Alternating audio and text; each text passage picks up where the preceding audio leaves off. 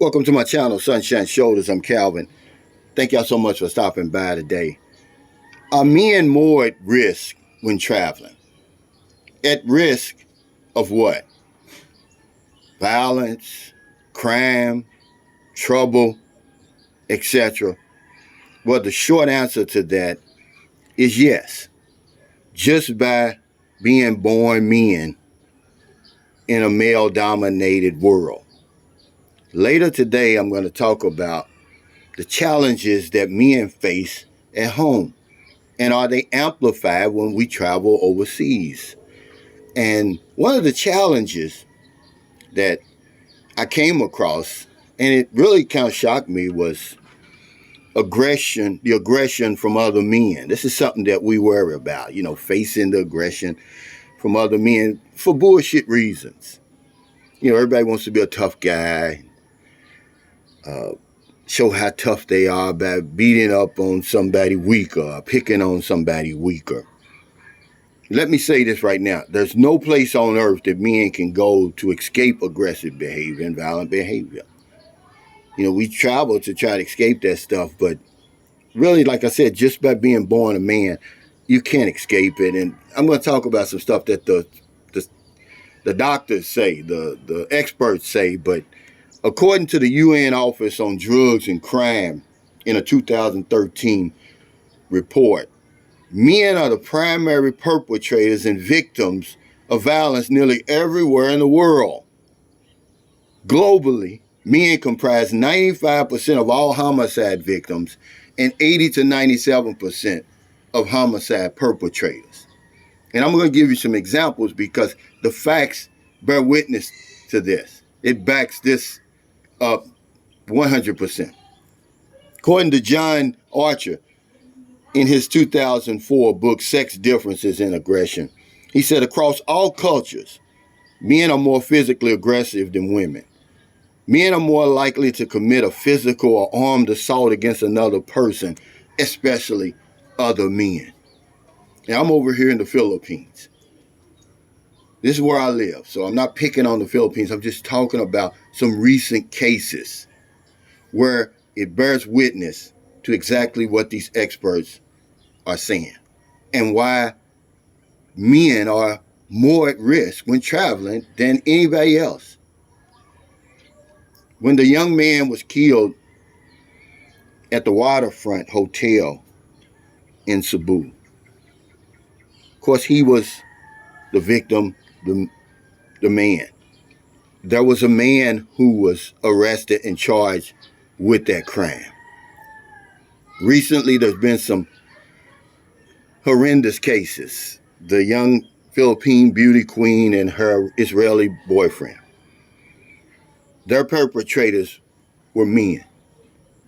Just recently, 65-year-old expat in Pattaya was severely beaten on Soy 6 by security, for leaning against a car, something, escalating to an argument. And he was beat down. Those were men who did that. So just by virtue of being born a man in a male-dominated world, we're more at risk when traveling, more at risk of being the perpetrators and the victims of violence, crime, trouble, etc. Well, what can you do about that, really? Well, let's talk about that. And what are some of the causes? According to the experts, some people say it has a lot to do with testosterone. Some people say that it has to do with the psychological makeup, what men face growing up. I Googled, why are men so aggressive toward other men? And what came up was we're always aggressive toward each other when we're competing for a woman. So wherever women are and men are, we're going to be at odds with each other.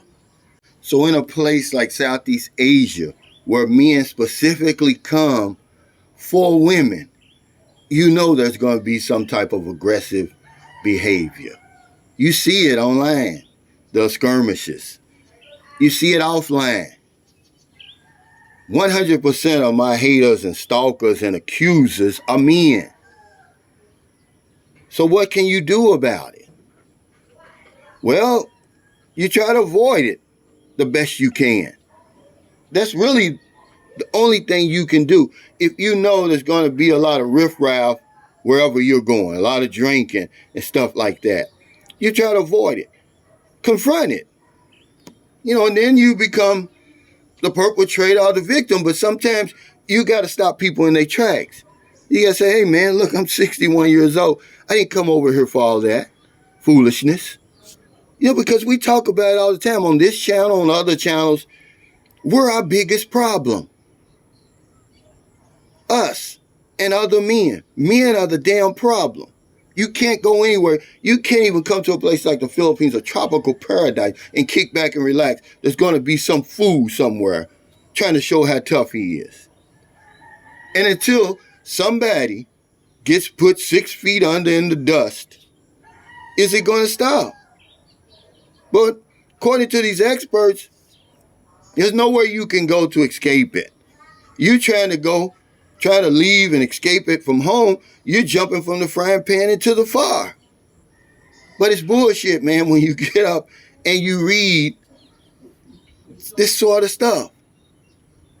I heard a vlogger say that one time. He said, well, wherever men are, there's always going to be some kind of problems. And man, I didn't want to believe him. But he's telling the damn truth. And when you couple it with all the other stuff that we face overseas, man, it's so disheartening. You try to escape that shit, man, only to come over here and it gets worse. He said wherever men are and women are, that's going to be a damn problem. Well, hell, there's millions of women here in Southeast Asia. That's the reason we come here, the specific reason we come. So thank y'all so much for stopping by. What you're seeing now is our trip from Davao to Cagayan de Oro. It's all through Bukidnon, which is the mountains. I mean, it's beautiful. If you have a chance to travel this road, travel it. I mean, I wouldn't do it on the bus because it takes about 8 to 9 hours. But if you can do it in a car, in a motorcycle, in a van, I would say do it. I mean, we're so high up. I don't even know how high we are. We stopped a few times. We left at 10 a.m. in the morning and we arrived in Cagayan de Oro. It was already dark. It was about 7 p.m. And all this traveling didn't catch up to us. It took 2 days. I mean, we were wore out yesterday. And we were going to go to the gym. But we decided against. I mean, I was sleepy, so sleepy I couldn't understand why. And then Merlin was the same way. But we checked into the Airbnb. And then after this, when we got to Cagayan de Oro, we actually had a 9-hour trip on a ship. We did all of that just to avoid a 50-minute flight. Imagine. 14 hours, we traveled from one end, the southernmost tip of the Philippines in Mindanao, to northern Mindanao. So we went all the way across Mindanao. Took us 14 hours altogether. Then we took a 9-hour ship ride from Cagayan de Oro to Cebu. Then another hour and a half to 2 hours on a bus to Toledo City. Then another hour on a ferry just to get home because I'm Mr. Nice Guy. And I'm not going to put it all on Merlin because if I would have made the decision to fly, we would have flown. But when I get on the plane, I've got enough worries as it is. And now I got to worry about her because she gets deathly quiet. But this is a beautiful, beautiful place, man. I mean, we went through North Cotabato, believe it or not. And that's a no-go zone. But we're on a bus. It's not like we stopped. I mean, because you hear about Cotabato, but there's a North Cotabato and a South Cotabato. And if you research it, there was an Italian priest who was kidnapped and murdered because of some of his views down in North Cotabato. But for the most part, everywhere I go, I feel safe. But I wanted to talk to y'all about this today because it just kind of jumped out at me when I read that one of the challenges men face at home is the aggression from other males. And men worry about that, facing aggression, you know, from other men, for stupid reasons. And I've experienced it myself. I experience it just about every day. I guess you would call it adult bullying, cyber bullying, whatever it is. I don't have time for it. Everybody wants to be a tough guy and show how tough they are, by picking on somebody weaker from behind a computer screen or whatever. Men are our biggest problem.